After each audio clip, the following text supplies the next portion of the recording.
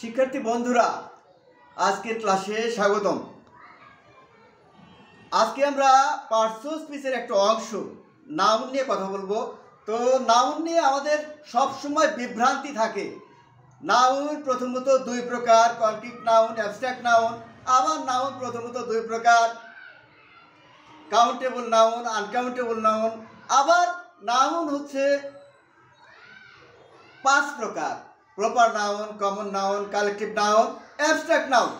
এই যে তালগোল আমরা পাকিয়ে যাই, তো এইগুলো নিয়ে আমরা বিষয়টা পরিষ্কার করার চেষ্টা করব আজকের ক্লাসে।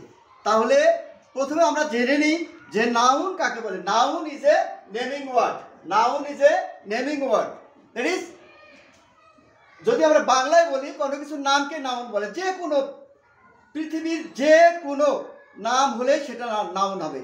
আমরা যতটুকু জানি পৃথিবীর প্রায় অর্ধেক শব্দই নাউন। তো আমরা এবারে জেনে নিই নাউন হচ্ছে প্রথমত দুই প্রকার, কনক্রিট নাউন, অ্যাবস্ট্রাক্ট নাউন। তো কনক্রিট নাউন আবার চার প্রকার: proper noun, common noun, collective noun, material noun. আবার টোটাল নাউনকে যদি আমরা বলি নাউন পাঁচ প্রকার, তাহলে সেটা হবে proper noun, common noun, collective noun, material noun, abstract noun. এইবার আমরা জেনে নিই যে কনক্রিট নাউনটা কি। কনক্রিট নাউন হচ্ছে ইন্দ্রিয় গ্রাহ্য বিশেষ্য। আমরা আমাদের যতগুলো ইন্দ্রিয় আছে, পঞ্চ ইন্দ্রিয়, অর্থাৎ আমরা চোখ দিয়ে দেখি, তারপরে নাক দিয়ে ঘ্রাণ নিই, জিহ্বা দিয়ে আমরা স্বাদ নিই, ত্বক দিয়ে অনুভূতি নিই, যাই হোক পাঁচটা ইন্দ্রিয় দিয়ে যদি আমরা বুঝতে পারি সেটা হবে কনক্রিট নাউন। আর কনক্রিট নাউন হচ্ছে proper noun, common noun, collective noun, material noun. Proper noun মানে হচ্ছে নির্দিষ্ট কোনো কিছুর নাম, যেমন হচ্ছে ঢাকা, ঢাকা, কিংবা যে কোনো মানুষের নাম রহিম, রহিম। এইগুলো হলো প্রপার নাউন, নির্দিষ্ট নাম বোঝালে প্রপার নাউন। আর কমন নাউন হচ্ছে এক জাতীয় সকল ব্যক্তি বা বস্তু, এক জাতীয় যত, যেমন ম্যান দ্বারা আমরা কি বোঝাচ্ছি? পৃথিবীর সকল মানুষকে বোঝাচ্ছি। বার্ড, BIRD, বার্ড দ্বারা পৃথিবীর সকল পাখিকে আমরা বোঝাচ্ছি। এবার আসি আমরা কালেকটিভ নাউন। কালেকটিভ নাউন দ্বারা বোঝাই হচ্ছে এক জাতীয় কতগুলি ব্যক্তি বা বস্তুর সমষ্টি।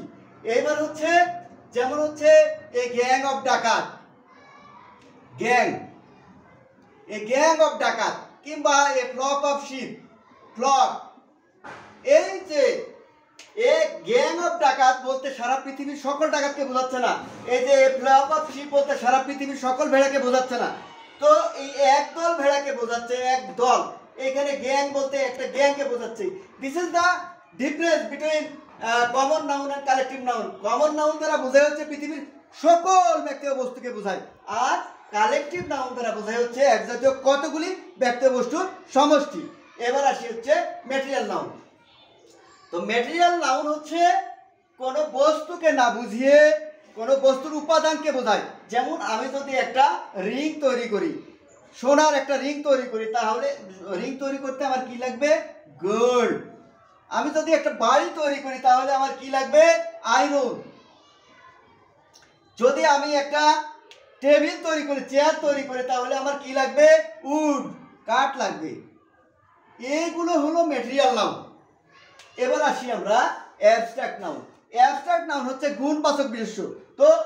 তো আমরা এই অ্যাবস্ট্রাক্ট নাউন তিন ভাবে হতে পারে। একটা হচ্ছে অ্যাডজেক্টিভ থেকে হতে পারে, তারপরে ভার্ব থেকে হতে পারে, নাউন থেকে হতে পারে। তো আমরা এখানে দেখানোর চেষ্টা করলাম। এই যে honesty is the best policy. Honest, honest থেকে অনেস্টি এসছে। এইটা হলো অ্যাবস্ট্রাক্ট নাউন, ব্যক্তি বা বস্তুর গুণকে বোঝায়। এবার আসি হচ্ছে কাইন্ডনেস। কাইন্ডনেসটাও, kindness is the great virtue, kindness. আবার এখানে আমরা এই যে নাউন থেকে কিভাবে আবার অ্যাবস্ট্রাক্ট নাউন তৈরি হচ্ছে। এই যে বয়হুড, বয় থেকে বয়হুড হলো, বয় হচ্ছে নাউন, এখান থেকে অ্যাবস্ট্রাক্ট নাউন তৈরি হয়ে গেল। এবার আসি আমরা এই কাউন্টেবল নাউনে। তো কাউন্টেবল নাউন আবার দুই প্রকার, একটা হচ্ছে কাউন্টেবল আর একটা হলো আনকাউন্টেবল। এবার এবারে হচ্ছে কাউন্টেবল আনকাউন্টেবল। কাউন্টেবল কাউন্টেবল নাউনটা আবার হচ্ছে দুই প্রকার, একটা হচ্ছে সিঙ্গুলার আর একটা হচ্ছে প্লুরাল। এবার আসি আমরা এই কাউন্টেবল নাউনগুলো, কোন নাউনগুলো কাউন্টেবল নাউন? যেগুলো গণনা করা যায় সেটা হচ্ছে কাউন্টেবল নাউন। যে নাউনগুলো গণনা করা যায় সেগুলো হচ্ছে কাউন্টেবল নাউন, আর যেগুলো গণনা করা যায় না সেগুলো হচ্ছে আনকাউন্টেবল নাউন। এবার আসি আমরা কাউন্টেবল নাউন কোনগুলো। তাহলে প্রপার নাউন, যে কোনো নির্দিষ্ট ব্যক্তি বা বস্তু অবশ্যই গণনা করা যাবে। কমন নাউন, মানুষ বা যে কোনো জাতি, ভেড়া, পশু, পাখি সবগুলোই গণনা করা যাবে। এবার কালেকটিভ নাউন, এগুলোও গণনা করা যাবে। তাহলে গণনা করা যাবে না কোনগুলো? এগুলো হচ্ছে আনকাউন্টেবল নাউন। যেমন হচ্ছে এই যে ম্যাটেরিয়াল নাউন, বস্তুর উপাদান, যেমন সোনা, লোহা, রূপা, তামা, এগুলো আমরা ওজন করে নিব। আবার ঠিক তদ্রূপ অ্যাবস্ট্রাক্ট নাউন কিন্তু আমাদের গণনা করা যাবে না। তো আমরা এবারে একটা সারণীর মাধ্যমে প্রপার নাউন, কমন নাউন এবং কালেকটিভ নাউনের তুলনা আমরা করে নেব একটা সারণীর মাধ্যমে। এ হচ্ছে এই proper noun, common noun, collective noun.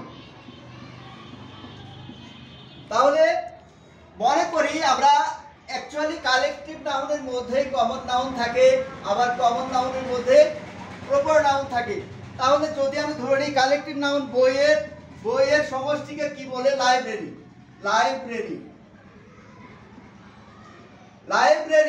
তাহলে লাইব্রেরিটা কমন নাউনটা কি হবে? বুক। এবার এটাকে যদি আমরা প্রপার নাউন করি তাহলে কি হবে? মনে করি যে একটা বইয়ের নির্দিষ্ট নাম, মনে করি গীতাঞ্জলি।